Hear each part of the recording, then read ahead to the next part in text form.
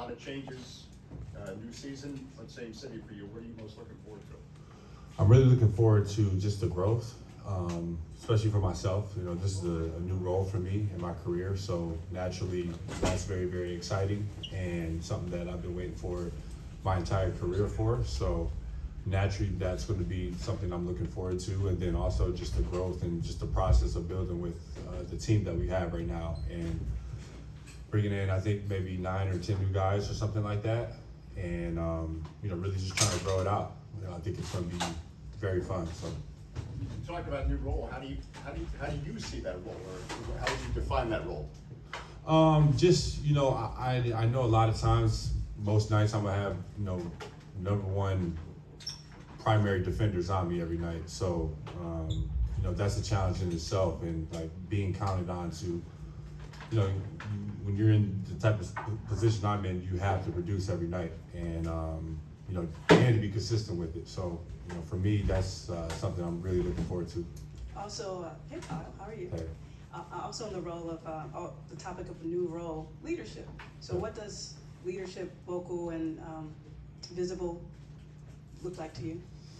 Just being myself, being who I always am. I think that's the number one thing. You know, when you try to act out of character sometimes, and guys see that, you know, it's a little bit of a turnoff. So, you know, just to be myself every day, do what I've done for the past 7 years of my career, and just come in and bust my butt, and you know, lead by example, and you know, talk when I see things. You know, keep it simple.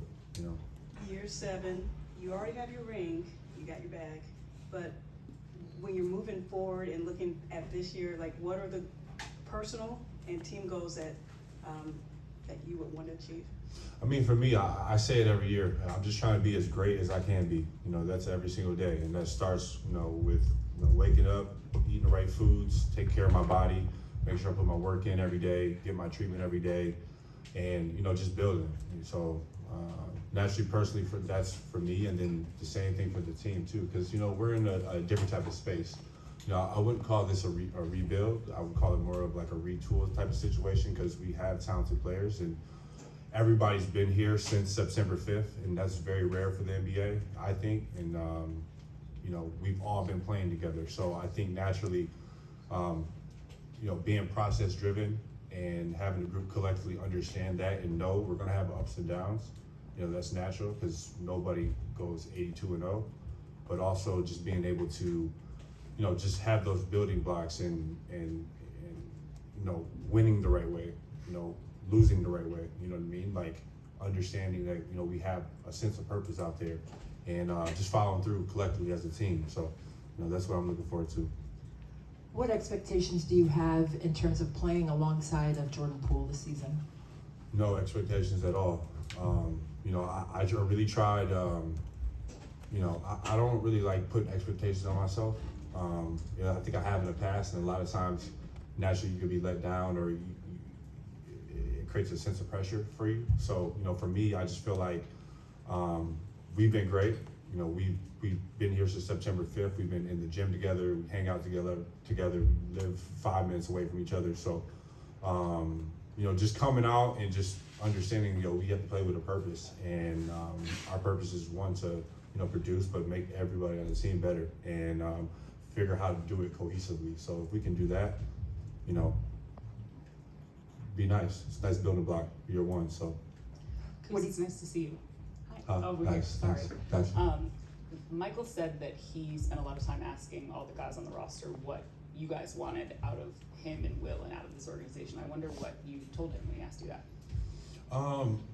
You know, just professionalism, you know, communication, being first class, and I mean, that's who those guys are. You know, Michael is a phenomenal leader in that sense. You know, he's done a great job in his career, you know, wherever he's kind of been, of really just, you know, building not a culture, an environment. And that's a word that's really, really important to him, and also with Will too. You know, obviously being in OKC, and you know, that's probably one of the most well-run machines within the, you know, NBA from an organizational standpoint. So I believe that with those guys being here, you're going to see those type of trends in Washington. So You spent the last couple of years telling us you're a winner, you're here to win, you want to win.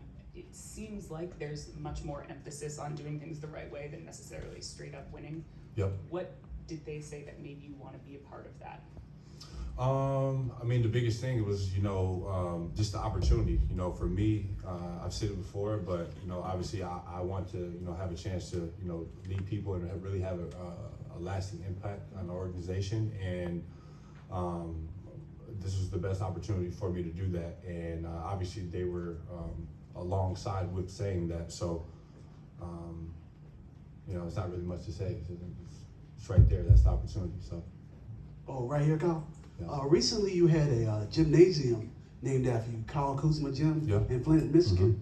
Can you tell me the process of how that's been going? I know it's gonna have some groundbreaking. Just tell me how that's coming along.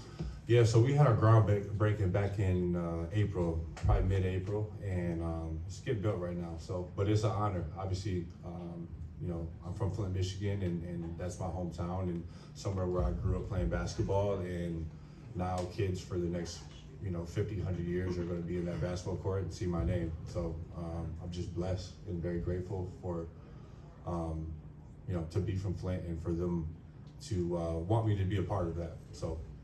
Okay, and one other question. Mhm. As far as for the new season, you have a lot of new players coming in. Have you given them any tips on how the process of transferring from the transition from the other cities that they came from? Just tell me how, like, tips, maybe just tips like how the process of joining a new team. I mean, it just all depends. You don't want to overflood people because it's a big transition, and the biggest thing is just little things. People need a barber. People want restaurant recommendations. Where should I live? Traffic. Just those type of little things. So. Playing with a purpose and playing with passion, that goes hand in hand. But when you are the leader of this team, how do you bring out that joy, not just in yourself and have that be a consistent factor for you, but how do you infiltrate the team with that same kind of attitude? By just being myself. Being myself, I think that's the biggest thing, because for me, I love this game. I play it with extreme amount of passions and a lot of focus, and I think that rubs off on people. And I think when you are holding yourself accountable, you can hold other people accountable. When you're not holding yourself accountable, it gets a little iffy. So just being myself and having fun, and I wake up every day happy to play basketball, because at the end of the day, it's like, you're gonna have those dog days during the season, and the season's long, but when you have a mindset of I can get better today, I mean, that's all you kind of really need. So. Kyle, what does? Good to see you. Thank you. Good to see you too. Now I forgot my question. What does Tyus Jones bring on the court and bring off the court? Calmness. I think he is obviously one of the better point guards in the NBA. He has been quote unquote probably one of the best backups in the league for some years. But he's much more than that, and getting to know him and his family has been great, especially he's been here. He's a phenomenal player. He's someone that's very basketball focused, and he takes his craft seriously, and he's a really big professional. And I think that's one thing I've really learned about him so far, which is really, really great, and especially him being one of the best on the team. And us having a lot of young guys and guys still haven't figured out, it's great for people to see teammates like him. He's focused, he's locked in, he's actually very focused on the team aspect of the game. And that's it's kind of rare, not rare, but he doesn't care about his numbers. He doesn't care about, I need 10 assists. He's gonna make the right play. If it's not his night, he's gonna get off. If it's his night, he's gonna, have the ball more. So I'm very excited to play with him. Kyle, I'm sure a lot of players around the league are being asked today about their interest in the Olympics next year, and I know you already talked a few weeks ago about what you think Team USA needs. Is that a goal of yours to make it to the Olympics? I mean, I would love to if I got the invitation, for sure. I mean, I spent 1 year with Team USA in 19 with FIBA before I broke my foot, but I would love to, for sure. Highest honor in Paris, so free trip to Paris. Yeah. Hi, Kuz. Good to see you. Over here. Yeah. So, Coach Unseld said he thinks with the new personnel, you guys can play faster and that you have a lot more shooting. on Much the floor. faster. Yeah, what are your thoughts on that? Much faster. Oh my God, it's gonna be amazing. It's gonna be less about plays and stuff, and more about just concepts and understanding the nuances of the game. And I think it's gonna be great because we're a young team, and we may not be the best half-court team right away to start the season. A lot of young teams really aren't, but we're gonna get up and down fast a lot. And it's been fun playing with this group of guys, and it's helped me get in shape a lot quicker than I am because I'm young, but it's a little difference between 28 and 22, and these dudes up and down the court. So it's gonna be really fun, and it's gonna be fun to watch too. I don't think last year, and I know a lot of times I watched film and it wasn't really fun to watch us. So I think this year we got a lot of shooting. We got a lot of exciting players. We got players that can do a lot of different things. So it's gonna be entertaining. Kyle, you used the word over here. Gotcha. It's like one mic. No, all good. You mentioned the word leadership a lot, whether it's with the Wizards or other teams you've played on, or even maybe in your life, a coach, a family member. When you think of leadership and you take nuggets of leadership, what comes to mind with those qualities, and who are those people? I've done a lot of this, just talking to a lot of people this summer, whether it was, I have a buddy that was a Navy SEAL. I got really close with Derek Jeter this summer and really just asking a lot of different questions and what makes all these other people great leaders, and just try to take it within myself too, So the basis is just, one, you have to lead by example. If you're not, and I just said it, but if you're not doing what you're supposed to do, how can you expect somebody else to let you, lead them? You know what I mean? So I gotta be on my P's and Q's, locked in. And if I'm that, it's gonna be a little bit easier. And it's not about being rah-rah and this, and sometimes you're gonna have to speak, but it's more about, just being real, being genuine, and that's me, so. What up, Kyle? Over this way. Yes. You talk about getting better every day. I'm just curious, this off season, what did you anything you specifically worked on just for your own individual game? Yeah, just shooting off the dribble, just trying to find spots on the floor. Obviously knowing that I'm gonna be at the top of a lot of scouting reports. And last year I got a real taste of that, so last year really helped me focus on what I needed to do this summer. But just getting to spots, raising up, and getting stronger, keeping it simple, and just trying to just tighten up my strengths. A lot of times we always go into off seasons with trying to address weaknesses, but I try to address my strengths and just tighten those screws up more. So. Hey Kyle, see, you were talking about, you're giving very much elder statesman vibe now, as far as how you're viewing leadership. Have you noticed over the last few years that the NBA is definitely skewing a lot more younger as far as the age of rosters? And do you think that's good for the league? And how do you think that kind of impacts the Wizards in your role as kind of being a leader and trying to bring younger guys along? And also, how important is it to have a guy like Taj Gibson, who's like a real elder statesman in the league, and to have him on the roster to be able to help with that process? Yeah, for sure. I think it's not what the league's doing now. If you look at it, they've been doing this for many of years, ever since really one and done's, the whole one and done term got popping. That was 10 years ago at least. So it's kind of been that way, and you see a lot of times if you're a vet and a lot of teams, it's a business. They'd rather have the younger guy.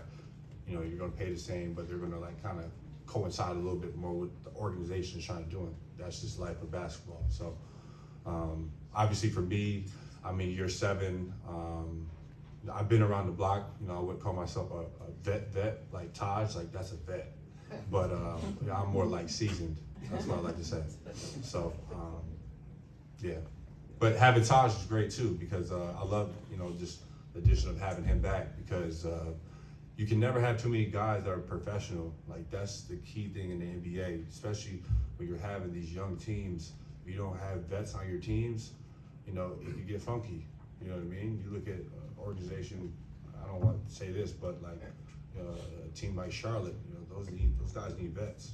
You know what I mean? So like having a guy like Tajin, having someone that's been there, done that, played with D Rose, played with great players, but is the first one in the gym. He's sweating, he's working hard. Like it's great for young players to see that because you know that's passion. 15 years in the league, how many people are doing that? So. Hey, Kyle. Last question to Candace. I know you said there were no expectations that you have so far with Jordan Poole, but you know, even in you guys' casual runs, how have you seen your games complementing each other? And it is, you know, it's early, it's October, so Yeah. if the truth is, it's still a work in progress. That's the truth. Oh, a lot. Actually, we compliment each other's games a lot because, you know, it's great. We are really from the same type of journey in a sense. You know, we both played with like Hall of Fame players, right? So we had to naturally learn how to play off the ball because the ball wasn't going to be in our hands. But now we're in a situation where the ball is in our hands more, but we still haven't forgot how to play off the ball. So a lot of times he's coming off screens.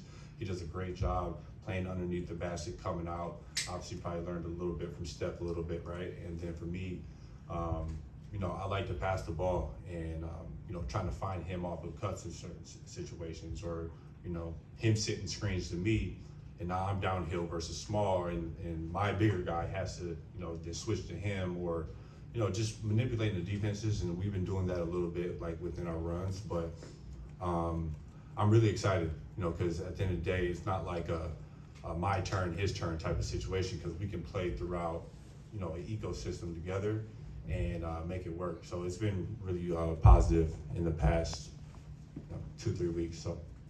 Great, thanks, Kuz. Mm-hmm.